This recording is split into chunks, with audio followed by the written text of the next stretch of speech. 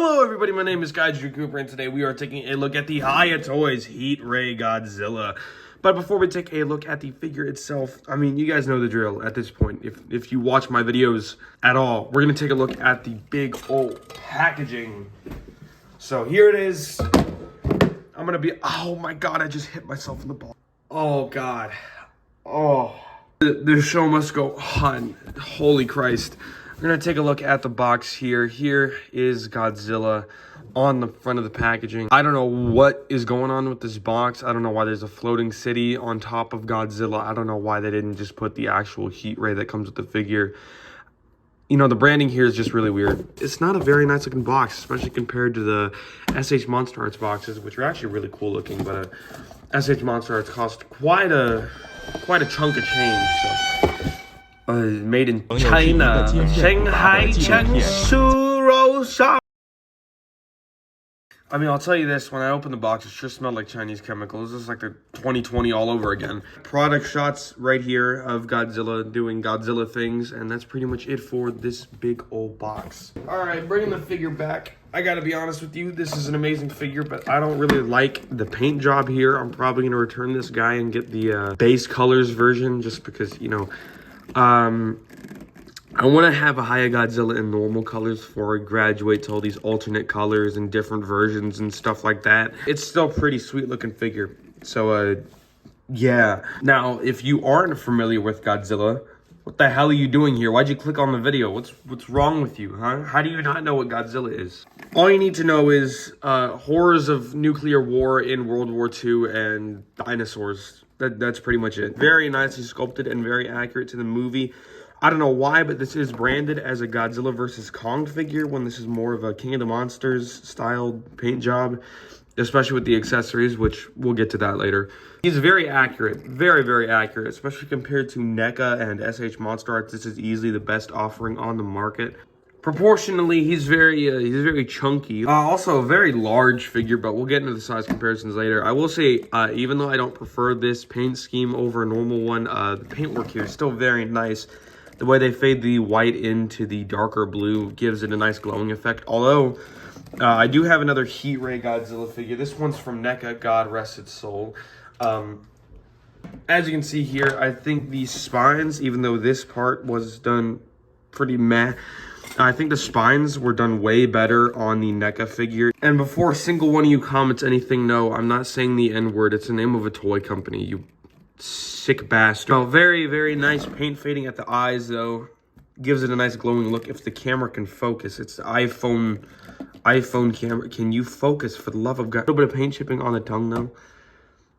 Where you be putting that tongue, Godzilla?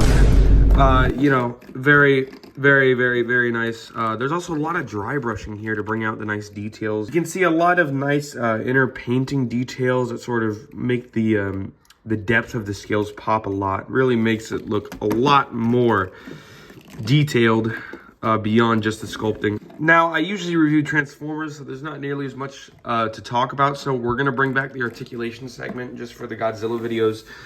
You know, you get nice joints at the head here. It's just one long, like, strut. God, that's cursed. Or should I say, Godzilla.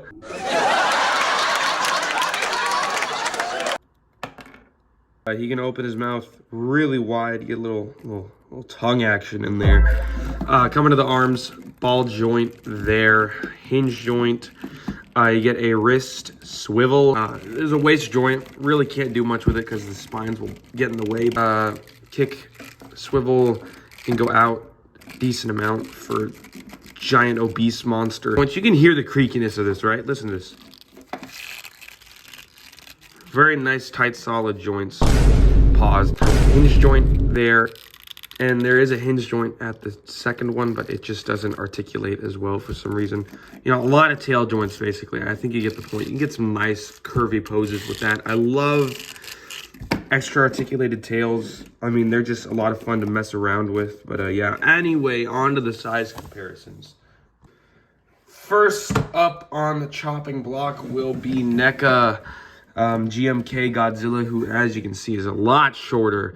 The Hiya figures are a lot taller than pretty much every other hyper articulated Godzilla figure. They're like usually an inch or two taller. It's a pretty noticeable difference, especially just in terms of pure body mass. Bootleg SH Monster Arts Kong. And man, you can really see the height difference here. Jesus Cristo. Imagine if this was the height in the movie. And finally, here's the mainline Rise of the Beasts Optimus Prime. Yep. Originally, these figures were going to be priced around $40, and just something happened. I'm assuming inflation. Damn you, Joe Biden, for making my Godzilla figures more expensive. So yeah, please like and subscribe so I can hopefully one day recuperate the losses of this YouTube channel. Anyway, on to accessories.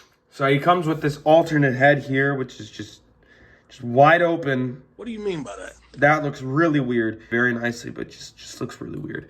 And he comes with this alternate neck piece that just points straight up, and we'll get as to what these do in a second. And finally, it's Heat Ray Godzilla, so of course it comes with the Heat Ray. Just a big piece of translucent plastic. Don't want to damage the paint, but yeah, it's just a really big piece of translucent plastic. Anyway, you got a couple options here when it comes to display. You can pop off Godzilla's head here and put on the alternate one with this neck piece. And that looks really weird, which is why you're supposed to shove the Heat Ray in his mouth. Huh?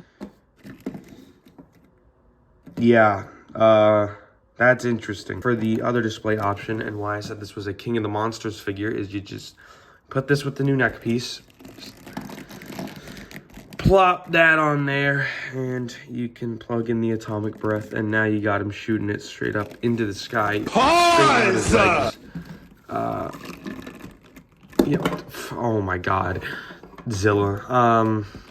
And this is pretty much NECA's spiritual successor, and considering how much I loved the NECA figures, I think I'm in for a ride here. But hopefully they do get to do some of the Toho Godzillas, and it's not all just Legendary and Warner Brothers and all that bullshit. It's a heavy, heavy boy. I really do hope we get a 2014 Godzilla, because I'd buy that in a heartbeat.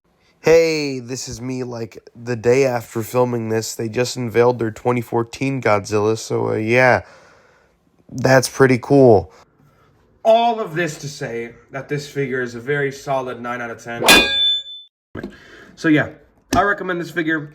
Like, subscribe, and kiss your mother for me, and I'll see you in the next one. Bye-bye.